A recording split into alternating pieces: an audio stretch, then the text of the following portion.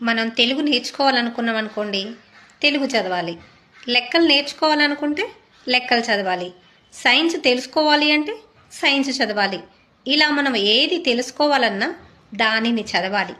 అలాగే దేవుళ్ళని తెలుసుకోవాలి అంటే దేవుడు రాసిన పుస్తకాలను చదవాలి. కొంతమంది క్రైస్తవుల గురించి తెలుసుకోవాలి అనుకుంటారు, బైబిల్ చదవాలి. కొంతమంది హిందూ దేవుళ్ళ గురించి తెలుసుకోవాలి అనుకుంటారు.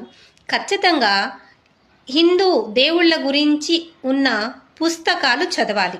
మనం ఏదైనా తెలుసుకోవాలి అనుకుంటే ఖచ్చితంగా దానికి సంబంధించినది చదివితేనే దాని గురించి తెలుసుకోలేస్తాం.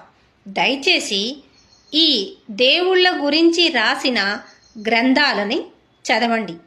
వాళ్ళ గురించి తెలుసుకొని మనం వాళ్ళనే పూజించవచ్చు. బైబిల్ గురించి తెలుసుకోవాలంటే బైబిల్ చదవండి. దేవుళ్ళ గురించి తెలుసుకోవాలంటే